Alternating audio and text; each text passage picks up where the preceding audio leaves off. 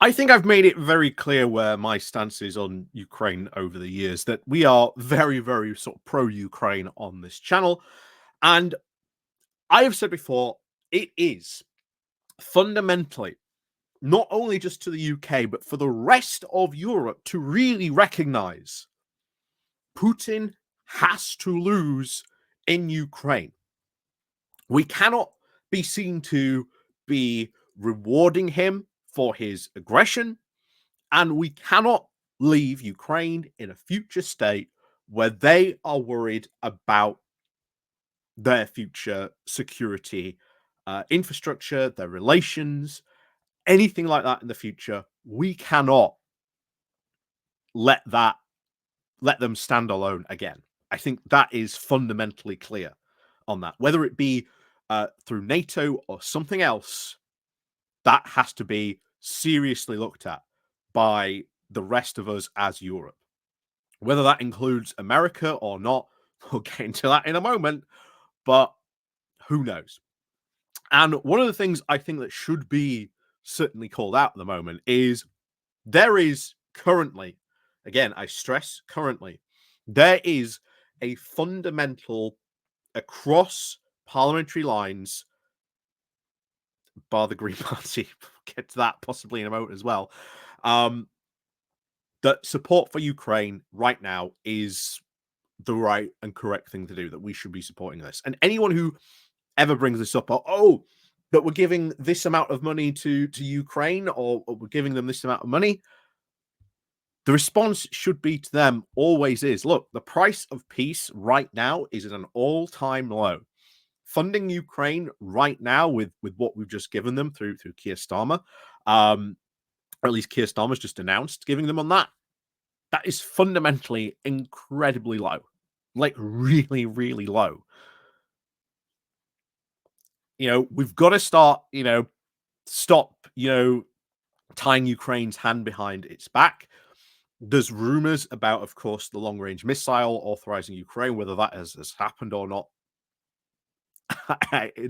nothing was said publicly, but I hope it was at least sorted and discussed about, and we can come sort of good arrangement on that. But I would just say, hey, let them use the weapons as they see fit. Ukraine has proved in the past that when they use these weapons, they use them very effectively, and they use them very strategically for the situation that they are in. Let them use the weapons. Let them fight. Give them the weapon. Just let them fight. I think that needs to be fundamentally said. However, of course, we must always be on the watch for changes in that position and making sure that Ukraine support is constantly sturdy, and if it is challenged, that challenge has a response to, again, keep the support steady. We are 2 years into this, and there is a lot of war fatigue out there. We cannot deny that there is a lot of war fatigue out there. The Green Party exemplify this 100%. The Green Party, Kaladinian, etc., may say we support Ukraine. However, their policy suggests otherwise when we've covered this in the past, when it shows a fundamental misunderstanding of the war in Ukraine, thinking that somehow trading missiles, or at least getting American long-range missiles out of Poland, will somehow mean that Putin moves his troops out of Ukraine. It's a fundamental misreading of the conflict when we know what Putin's goals are. It is to take a very large chunk of territory away from Ukraine. You can see that from not only the initial territory goals that he set, but the territory expanded goals that he set as well. And remember the Turkish agreement, the initial goals, a fundamental weakening of Ukraine so that it cannot defend itself in the future against a further Russian attack. This is what all the support for Ukraine is about, so that when it is time for negotiations, which again, entirely up to the Ukrainians when they decide, that they go into any negotiations with a stronger hand and knowledge that in the future, should this ever happen again, they are going to be in a far, far stronger position and with a lot of backup this time.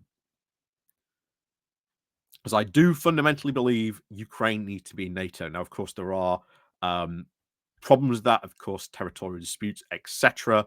The fact that NATO, well, Ukraine isn't going to be, shall we say, letting go of that territory that Russia has claimed very easily.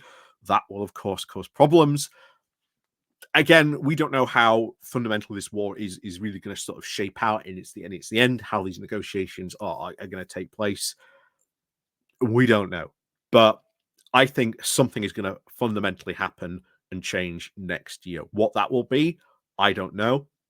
But I feel that 2025 something fundamentally is got to give, and I think it's probably going to be Russia.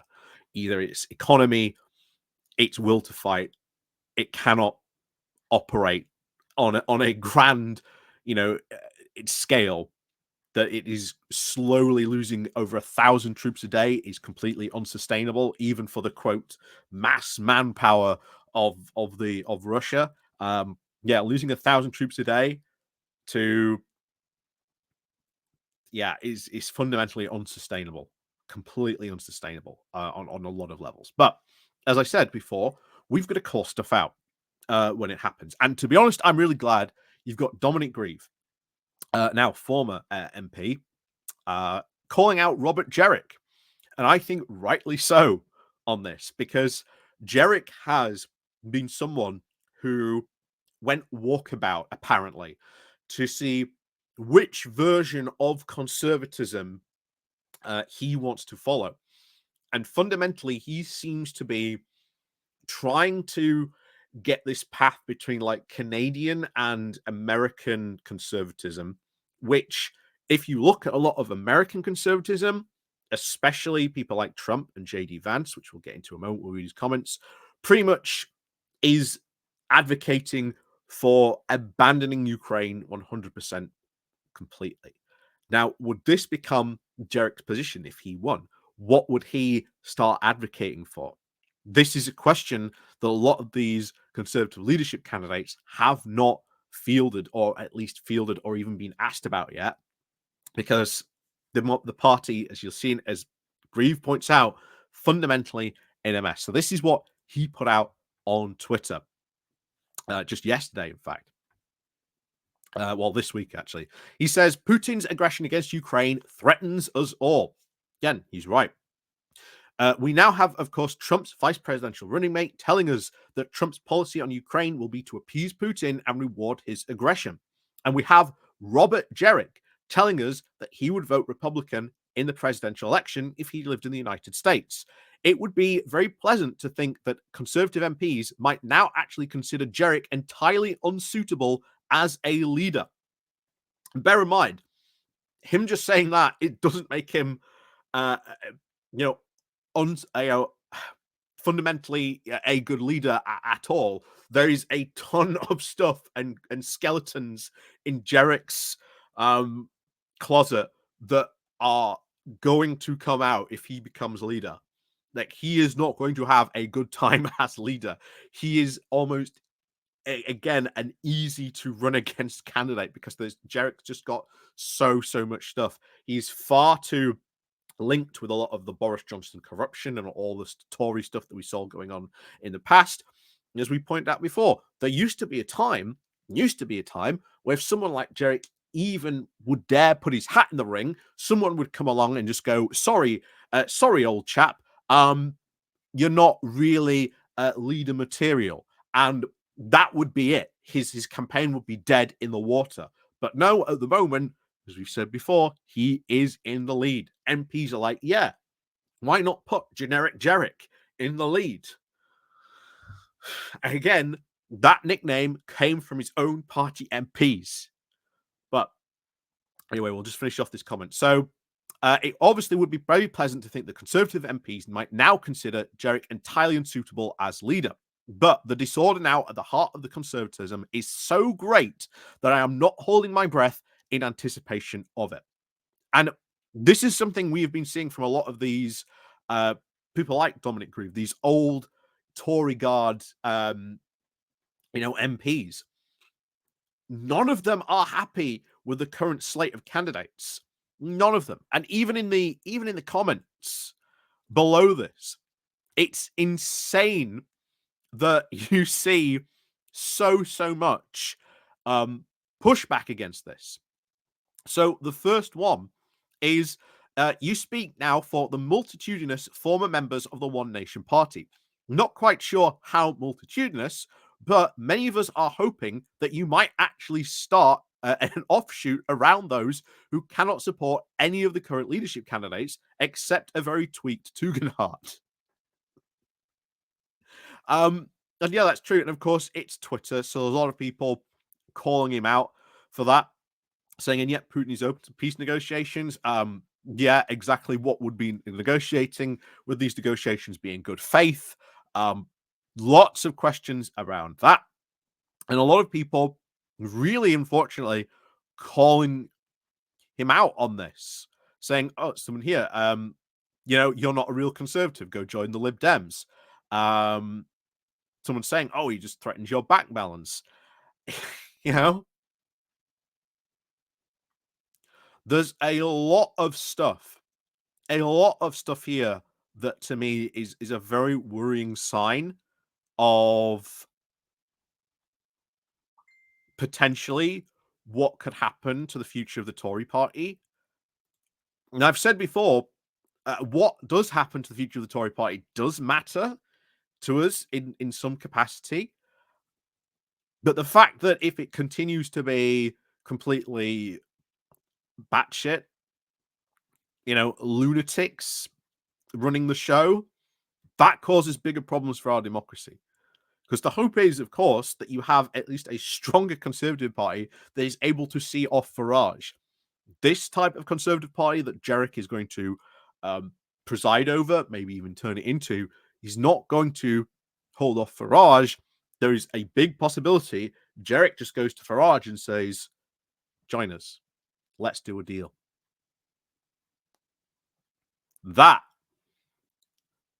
becomes a singular big issue, because there will be other things as well. You know, in Europe, say what you will about Boris Johnson and the fact, you know, he was forced into it, but Boris Johnson has been consistently the guy rallying people and support for Ukraine. That is fundamentally true. Like whatever you say else about Boris Johnson, you know, we know he was forced into it by can't remember the defense minister's name now.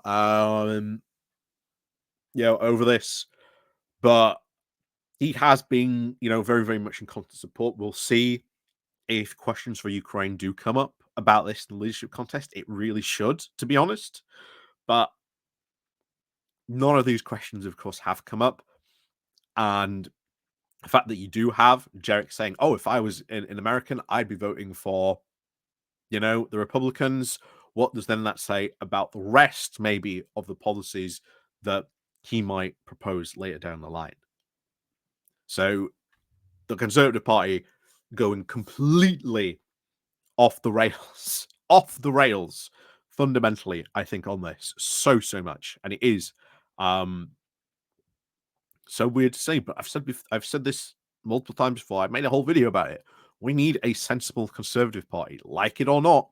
We need something sensible there, and it's not going to happen anytime soon, unfortunately. And that, as we said before, nature abhors a vacuum, and that is creating a massive vacuum that someone like Farage is hoping that he can fulfill. So, as always, let me know what you think down below, and of course, as always, we'll see you all next time.